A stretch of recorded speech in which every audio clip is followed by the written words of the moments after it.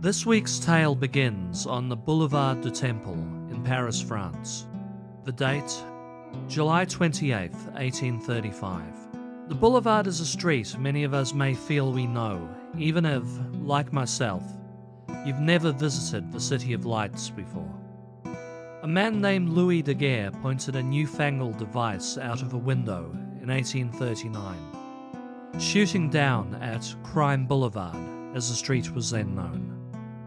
In doing so, he shot the first human with a camera. The mirror image, known as a daguerreotype, regularly makes its way onto content farm articles on early photography.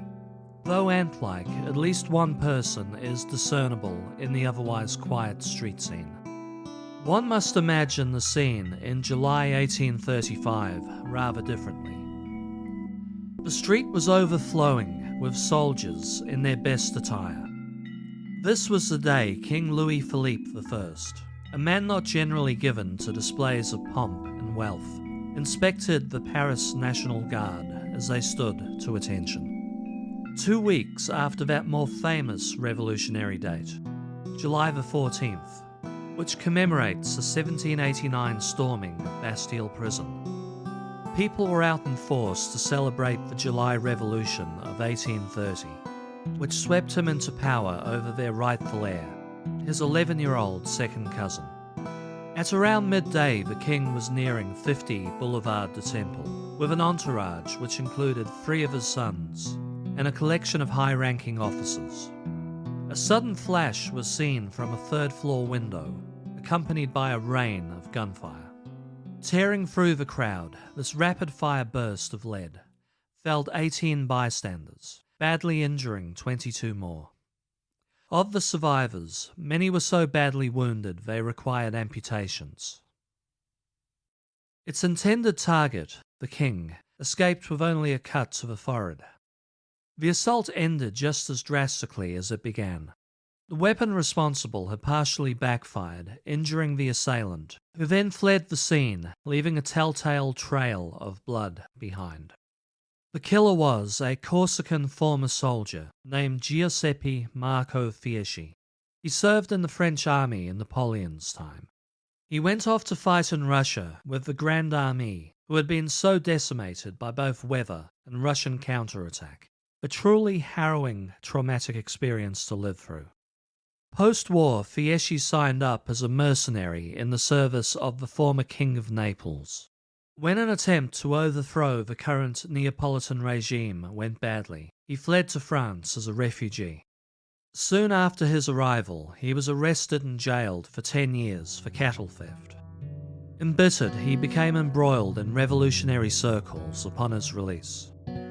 With 2 other plotters, Fieschi built a weapon known as the Infernal Machine for the sole purpose of killing Louis Philippe.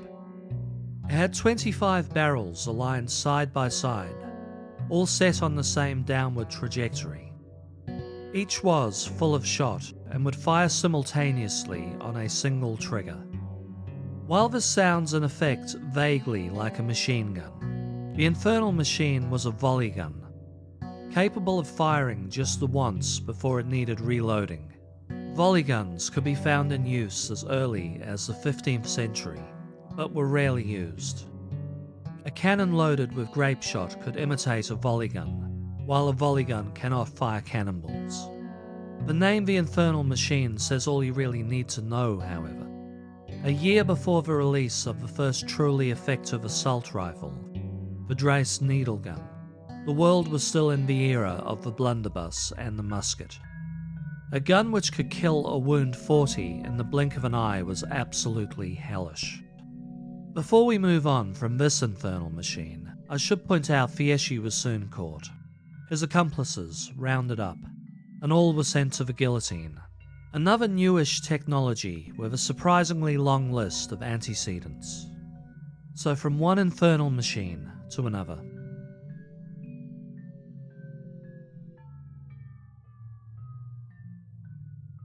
The machine gun came about, believe it or not, with all the good intentions in the world. Richard Gatling built his Gatling gun, the first working machine gun, in the hope of saving lives. Gatling was a North Carolina native who mostly invented farming equipment.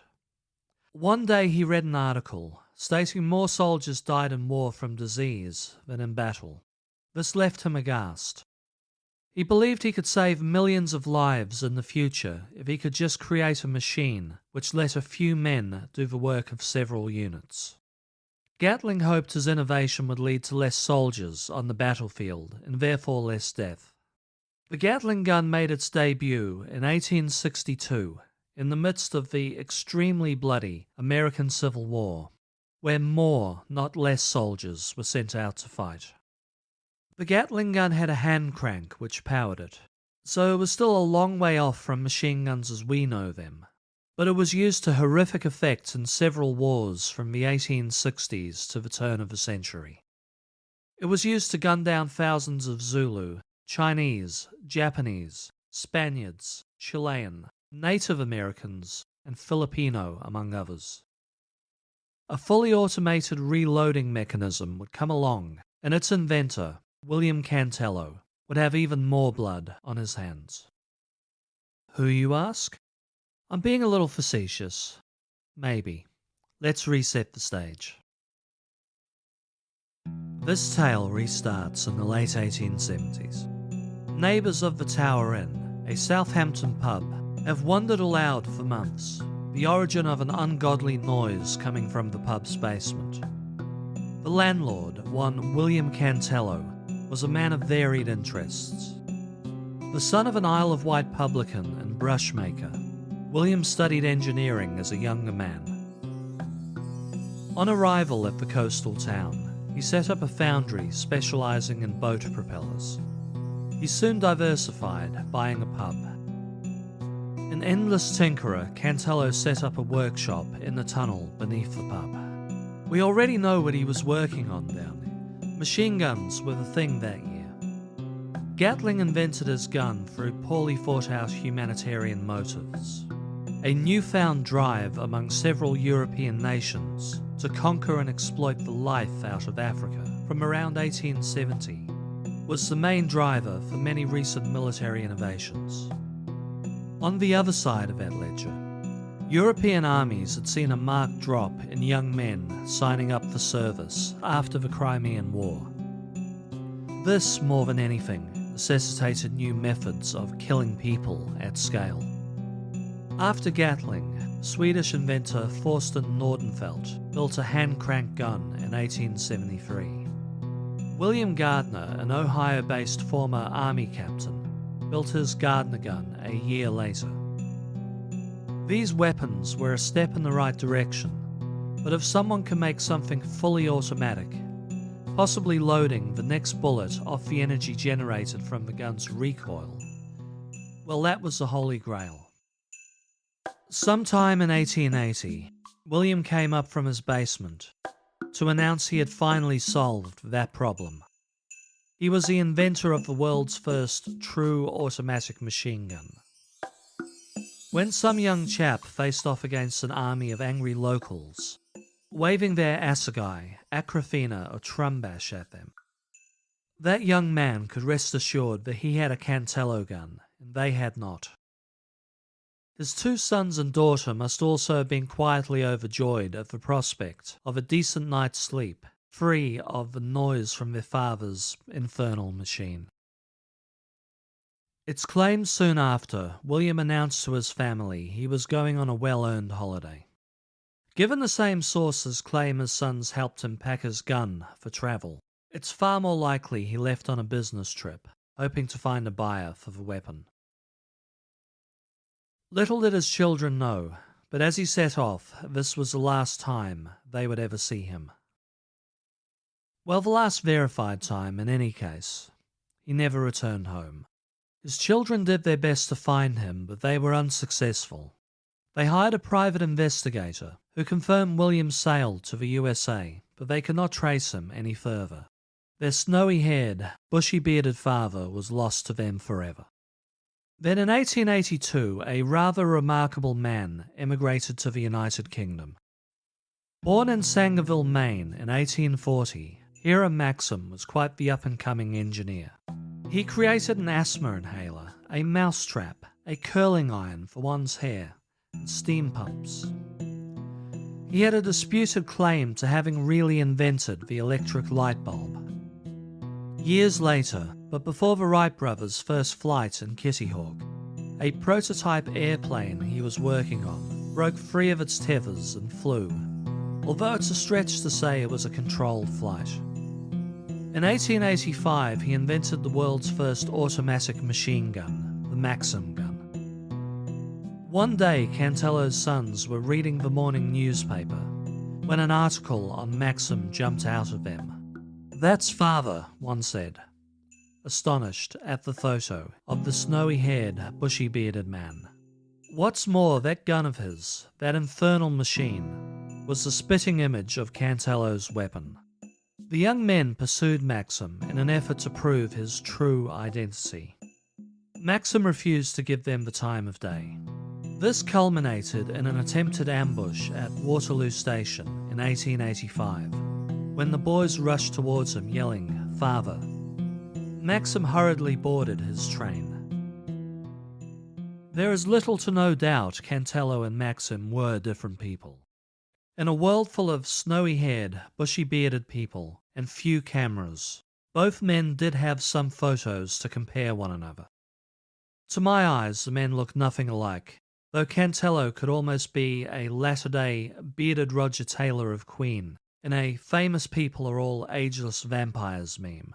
There is copious paperwork proving Maxim existed. The man also wrote an autobiography which discusses his earlier life in detail, which led to reporters speaking with people who knew him as a young man. What is interesting, perhaps, is the two men almost certainly met. Maxim was in Southampton in the 1870s. He viewed Cantello's boat propellers. Cantello, it was said, was concerned Maxim would steal ideas from him. Also of interest, Maxim knew one thing the Cantello children didn't. While he was making guns and planes in the United Kingdom, a man claiming to be Maxim was traveling the USA trying to sell a gun suspiciously like his Maxim gun. Was this William? One tiny piece of evidence located by a web sleuth in our time suggests it could be. The man had prior form. A William Cantello, also of Southampton, faced charges of attempting to pass off counterfeit promissory notes in the mid-1870s. So if Cantello wasn't Maxim, and he wasn't murdered for his gun, it is a possibility. Did he spend the rest of his life traveling the United States, perpetrating various confidence tricks? If so, we may get a glimpse of what his life may have been like sometime around December this year, when we pick up the story of several other infernal machines, and one of history's most dastardly scoundrels, a mysterious man known to friends as ZZ.